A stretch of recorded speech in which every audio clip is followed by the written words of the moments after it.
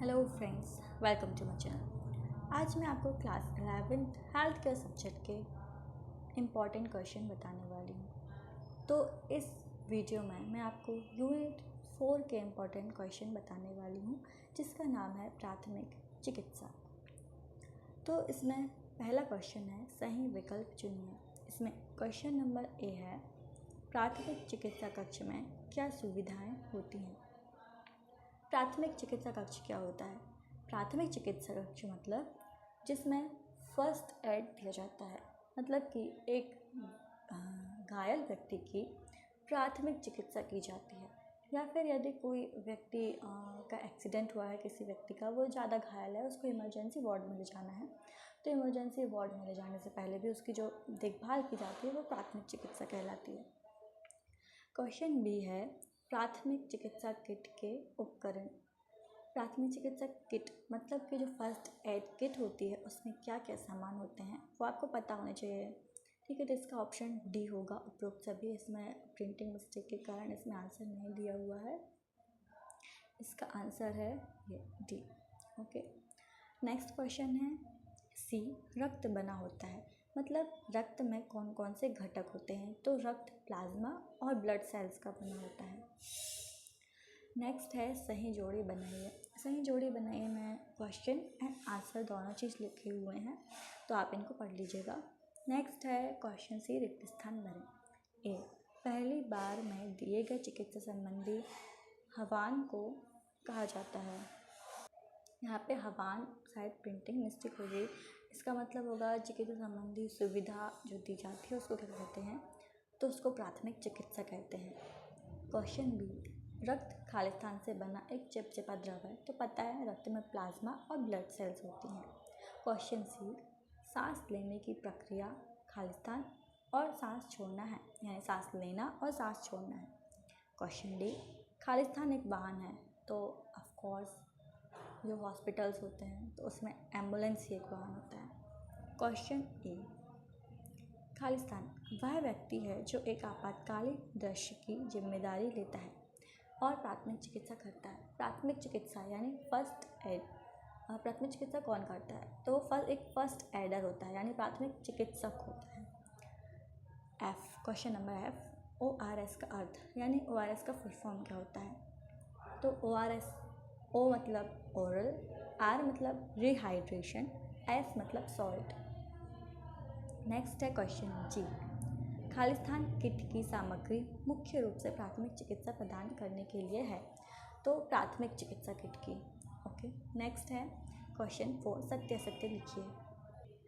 इसमें ए है, बुखार से पीड़ित व्यक्ति 96.8 डिग्री फ़ारेनहाइट 100.8 डिग्री फ़ारेनहाइट को निम्न बुखार से पीड़ित माना जाता है,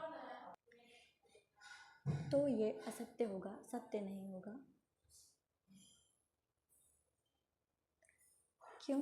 क्योंकि बॉडी का नॉर्मल टेम्परेचर 98.6 डिग्री फ़ारेनहाइट होता है और 100.8 डिग्री जो है वह बुखार की कैटेगरी में आता है, तो ये आंसर गलत होगा। 96.8 तो निम्न बुखार होगा, बट ये जो हाई टेम्परेचर है तो उससे बुखार आता है।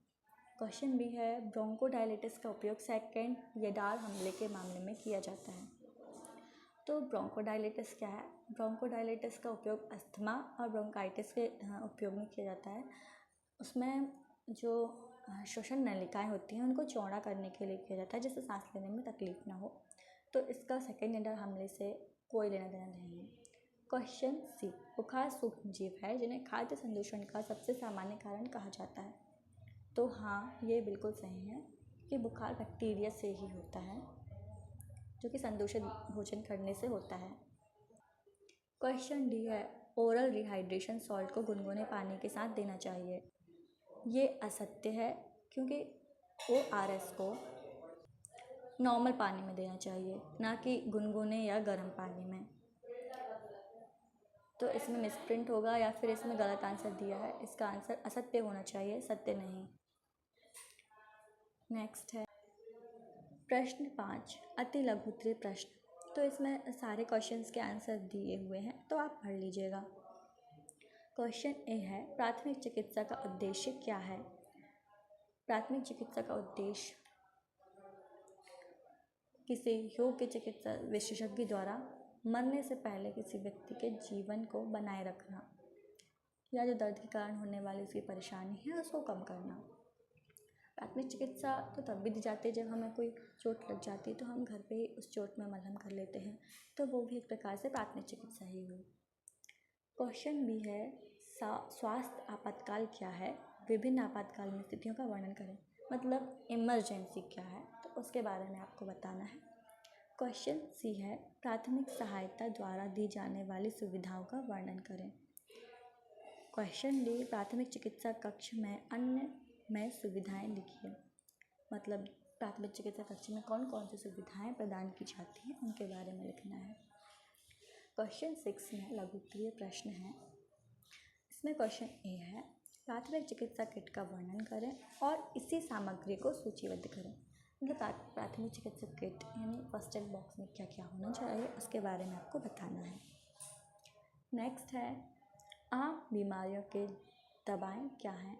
आम बीमारियों के लिए दवाएं और उनके दवाओं के नाम लिखने हैं आपको, और उनका काम क्या है वो लिखना है। आम दवाएं मतलब जो आपको नॉर्मली खांसी बुखार जुकाम ये सब चीज़ें होती हैं उनकी दवाइयों के बारे में आपको लिखना है कि इस बीमारी में आप कौन सी दवाई यूज़ कर सकते हैं। नेक्स्ट है क्वेश्चन सी, ORS क्या है। ORS घोल बनाने की विधि। तो ORS तो बहुत इजी क्वेश्चन है ये, आपने कभी ना कभी ORS घोल ज़रूर बनाया होगा, तो आप इस आंसर को भी लिख सकते हैं। नेक्स्ट है क्वेश्चन 7, दीर्घ उत्तरीय प्रश्न। इसमें ए है, प्राथमिक चिकित्सक यानी फर्स्ट एडर कौन है। प्राथमिक चिकित्सक की भूमिका वर्णन, यानी जो प्राथमिक चिकित्सा करता है, एक बीमारी की प्राथमिक चिकित्सा करता है, उसकी भूमिका क्या क्या है, वह क्या क्या काम करता है, कैसे हैंडल करता है, वो सब आपको लिखना है। नेक्स्ट है क्वेश्चन बी, शरीर का तापमान लेने के चरणों का वर्णन करें। शरीर का तापमान लेना यानी कि थर्मामीटर का यूज़ बताना है आपको कि थर्मामीटर का यूज़ कैसे किया जाता है और अपन टेम्परेचर को रीड कैसे करते हैं, ये सब आपको बताना है।